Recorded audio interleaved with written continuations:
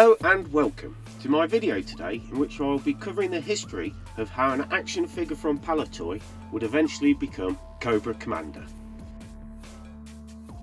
Origins. It all begins with a comic from IPC magazines called Battle, which was popular in the UK during the 70s and the 80s. Palitoy, a UK toy manufacturer, had recently created a new action figure toy line based on their popular Action Man series, and this was called Action Force, which was the equivalent to Hasbro's G.I. Joe. And along with Battle Comics, they ran a series of short stories that would come as a free mini-comic in the issues of Battle Comic over the next few weeks. And this is where we were first introduced to Action Force's main protagonist, the Baron Ironblood. This proved so popular, Action Force was eventually integrated into Battle, and they became the new Battle Action Force comic. The Baron. The Baron Ironblood was first drawn in a comic strip by the late great artist Jim Watson of TV Century 21 fame, which was a children's comic published in the 1960s. It was in a comic strip written by Jerry Day, who is probably best known for his work on the comic 2000 AD, as well as creating a certain Road Trooper. The Baron is recognisable by the Ned Kelly style helmet he wears and the white uniform with long black boots and black and white gloves, similar to that of what we used to get with German officers during World War I. On his chest he wears the insignia of the Red Shadows, complete with the skull and crossbones motif. In the beginning, very little is known about the Baron. In early issues of Battle Action Force, his name and birthplace are unknown. They did provide a data file which read as follows. Codename Baron Ironblood. Personal name unknown. Action Force code number none. Primary military speciality organisational military strategy. Second military speciality born leader. Birthplace unknown. Information very uncertain. First heard of as a mastermind behind several South American revolutions. Twisted criminal brain dreams of world dominance. Noted for hypnotic control over men, his madness leads to wild fury and defeat, often taken out on his own troops. Genius of evil, Ironblood's sworn intent is to destroy all organised governments in Europe. Over the years, the Baron, along with the Black Major, Red Laser and Red Jackal, had been recruiting soldiers. These would then be subjected to hypnosis and special indoctrination, a technique that the Baron had perfected over the years. This would turn them into brainwashed fanatics, completely loyal to the Baron, willing to sacrifice themselves if needed, and these were known as the Red Shadows. Palitoy released the Baron's action figure in 1983. He came with his removable helmet and an Uzi. You were also able to see what the Baron, spoilers ahead, or the Cobra Commander looked like. He is a white male in his 50s or 60s with a black moustache and goatee, with white hair. It wasn't until Battle Action Force did a detailed backstory in their 1985 annual, which I have to say I'm a proud owner of, that we find out who he is. Now prepare yourself, it's quite long. It reads as follows. The early years of the Baron are shrouded in mystery and conjecture. Attempts to trace his parentage have produced only the most negligible information. It is thought that his father was a Swiss diplomat by the name of Cassels. A suggestion rendered more plausible by the ancient motto of the Cassels family, Sanguineo Ferris. Our blood is of iron. Researchers at the Geneva Office of Births and Deaths revealed that a son, christened Marcus, was born in that city in 1928. Unfortunately, efforts to trace Herr Cassel's diplomatic appointments during the next 15 years proved fruitless. Apart from the evidence that he spent a period of time in England, the name M. Cassels appears in the Eton College Register for 1940. But the headmaster could shed no light on the activities of this pupil, and indeed informed us that the relevant documentation had been destroyed during the air raid on the school in 1941. The Cassels, father and son, appear to have settled in London. Herr Cassels dying, according to the columns of the Times, in August 1945. Strangely, no mention is made of any descendants.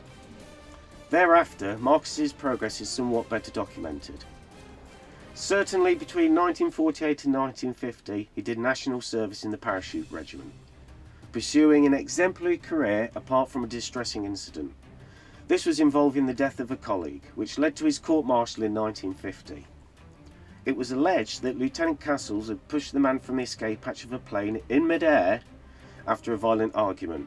However, nothing was proved in the absence of witnesses, and all charges against Lieutenant Castles were dropped. In the autumn of 1950, the records of Trinity College, Cambridge revealed the admission of an undergraduate named Marcus Constantine Castles. His subject, natural sciences. His portrait in the freshman's photograph is that of a clean-shaven, elegantly dressed young man. In later life he may have grown beards or disguised his appearance via artificial means, on one occasion possibly using plastic surgery. Castles is remembered at Cambridge as a scientist of the most unusual brilliance. His researches into nuclear physics were said to be astonishing for a man so young. He was also a keen chess player. Curiously, after Cambridge, Castles declined the offer of an academic career. His next move is uncertain. A man named Castles led a US platoon in Korea, known according to veterans as the Baron's Brigade.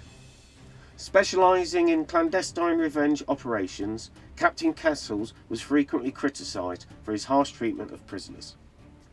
In fact, it was while awaiting an outcome of an investigation into the death of 6 Korean peasants placed in his charge that he disappeared. We still have no certain proof that the man Castles is the Baron. Reports began to emerge out of Africa in the late 1950s of a mercenary army led by a man calling himself the Baron. Allegedly a former British Army officer at work in the Congo insurrections and assisting in the overthrow of a number of heads of state.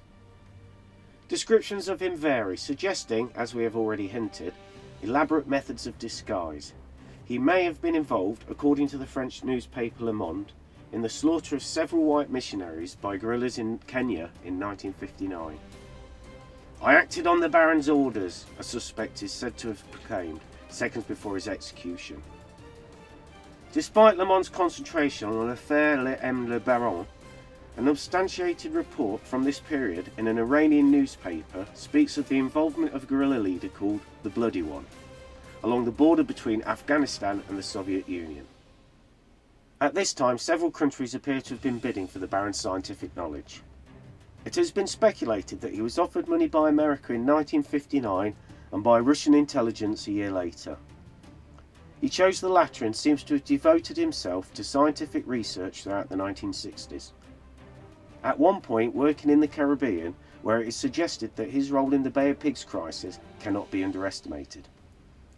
Subsequently, according to a 10-year-old copy of Pravda, he was employed at the Lenin Scientific Institute in Kiev, but it is thought that he quarrelled with some Soviet authorities by 1965. Possibly, he may have played part in the Ukraine missile strike disaster of 1965. Adequate details of this have never been released to the West, but it is known that 100 square miles of countryside was devastated by an explosion. Explained neither then nor since, sources agree that by August 1965 the Baron had fled, possibly to South America. Subsequently, rumours concerning his activities multiply. It is alleged that someone called the Baron assassinated the President of Chile, that he administered the secret police force of the Uruguayan government. It is thought that this time he came by an exceedingly large sum of money, a war veteran having told him in confidence of the existence of a cache of Nazi gold awaiting collection in Austria. The Baron exterminated the rival claimants and transferred the gold to a secret location. It was this period, we think, that he adopted the name Baron Ironblood. In the late 1960s, rumours circulated in Argentinian newspapers of the Baron constructing a hideaway deep in the Brazilian jungle. Used, it was said for, was the training of a private army. Possibly other governments may have made use of this force. At the end of the Vietnam War, numerous high-velocity rockets which fell on American positions were found to bear the inscription Sanguineo Ferris, the ancient motto of the Cassels family, whose meaning we need not repeat. Of his personal demeanour, very little information exists. He is said by a handful of eyewitnesses, most of them now dead, to be a man of scholarly tastes. A book on the flora of South America was published by Senor Castles in Buenos Aires in 1969. He is reputed to be a cultivated connoisseur of wine, a devotee still of chess, but prone to fierce and ungovernable outbursts of rage. But for some time now, the rumours from the jungle have been silent. It has been alleged by a man claiming to be the former lieutenant of the Baron that the hideaway has fallen into disrepair, that the private army has been disbanded, and that the Baron is seriously ill. True or not, we submit that unless the Baron's death is conclusively demonstrated, the role of the Baron in world affairs must never be underestimated. 1985. Since 1983, Palitoy was able to use some products from Hasbro's new G.I. Joe toy line. This was due to a manufacturing license between Palitoy and Hasbro that was signed some years back. So some of Hasbro's G.I. Joe would be recoloured and repackaged as Action Force. Unfortunately, Palitoy fell on hard times and the further development of Action Force was to stop. However, Hasbro jumped in and wanted to replace Palitoy's Action Force with their own G.I. Joe toy line, while still keeping the name Action Force.